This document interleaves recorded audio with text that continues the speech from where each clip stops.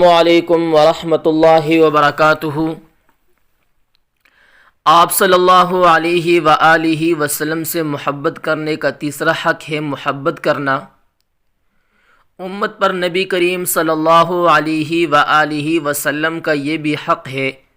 کہ آپ صلی اللہ علیہ وآلہ وسلم کے ساتھ یوں محبت کی جائے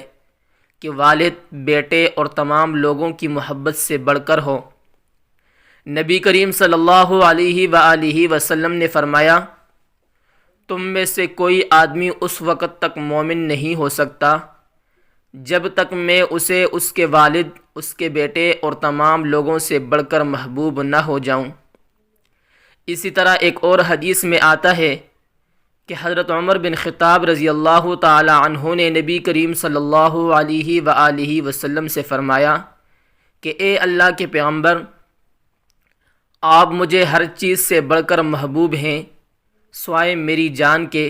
تو نبی کریم صلی اللہ علیہ وآلہ وسلم نے فرمایا کہ نہیں، اللہ کی قسم اس وقت تک بات نہیں بن سکتی جب تک میں تجھے تیری جان سے بھی زیادہ محبوب نہ ہو جاؤں۔ تو حضرت عمر رضی اللہ تعالی عنہ کہنے لگے، تو اب ایسے ہی ہے، اللہ کی قسم آپ مجھے میری جان سے بھی پیارے ہیں۔ تو نبی کریم صلی اللہ علیہ وآلہ وسلم نے ارشاد فرمایا، عمر اب بات بنی ہے، آپ کے ساتھ دعوی محبت میں مخلص ہونے کی کئی ایک علامات اور نشانیاں ہیں، جن میں سے اہم ترین علامات یہ ہیں: آپ صلی اللہ علیہ وآلہ وسلم کی پیروی کرنا، آپ صلی اللہ علیہ وآلہ وسلم کی سنت پر عمل کرنا، تنگی اور آسانی، خوشی اور غمی میں آپ صلی اللہ علیہ وآلہ وسلم کے اوصاف اپنانا، آپ صلی اللہ علیہ وآلہ وسلم کے عمل کو اپنی خواہش پر مقدم رکھنا، آپ صلی اللہ علیہ وآلہ وسلم کے دین کی نصرت کرنا، آپ صلی اللہ علیہ وآلہ وسلم کی سنت کا دفاع کرنا، آپ صلی اللہ علیہ وآلہ وسلم کی شریعت کی حفاظت کرنا،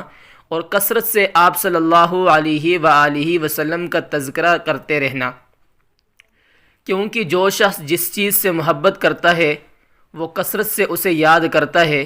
اور آپ صلی اللہ علیہ وآلہ وسلم کے ساتھ ملاقات بہت زیادہ مشتاق ہونا،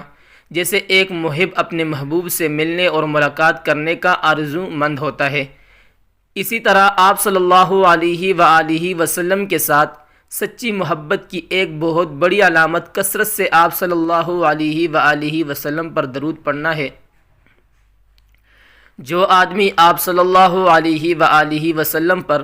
ایک بار درود پڑھے، اللہ اس پر 10 رحمتیں نازل کرتا ہے،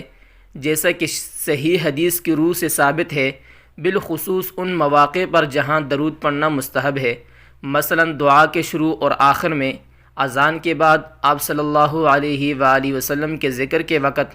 مسجد میں داخل ہوتے اور مسجد سے نکلتے وقت۔ اسی طرح آپ صلی اللہ علیہ وآلہ وسلم کی محبت کی ایک علامت یہ بھی ہے کہ اہل بیت کے ساتھ، مہاجرین اور انصار صحابہ کے ساتھ، اور آپ صلی اللہ علیہ وآلہ وسلم کی ازواج مطہرات کے ساتھ محبت کی جائے، جن کے ساتھ نبی کریم صلی اللہ علیہ وآلہ وسلم کو محبت تھی۔ یہی وجہ ہے کہ صحابہ کرام رضوان اللہ علیہم اجمعین ہر اس چیز سے محبت کرتے تھے جس سے نبی کریم صلی اللہ علیہ وآلہ وسلم نے محبت کی،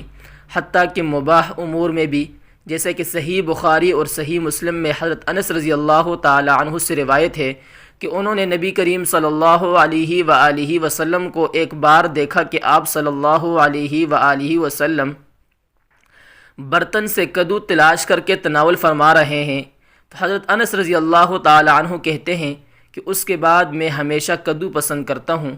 اسی طرح آپ صلی اللہ علیہ وآلہ وسلم کی محبت کی ایک علامت یہ ہے کہ اس شخص کو ناپسند کیا جائے جسے اللہ اور اس کے رسول صلی اللہ علیہ وآلہ وسلم نے ناپسند کیا ہو، اس کے ساتھ دشمنی کی جائے۔ جو آپ صلی اللہ علیہ وآلہ وسلم کے ساتھ دشمنی کرے، آپ صلی اللہ علیہ وآلہ وسلم کی سنت کی مخالفت کرے، آپ صلی اللہ علیہ وآلہ وسلم کے دین میں بدعت سازی کرے، یا آپ صلی اللہ علیہ وآلہ وسلم کی شریعت کی کسی چیز کو ناپسند کرے، اللہ تعالیٰ میں عمل کرنے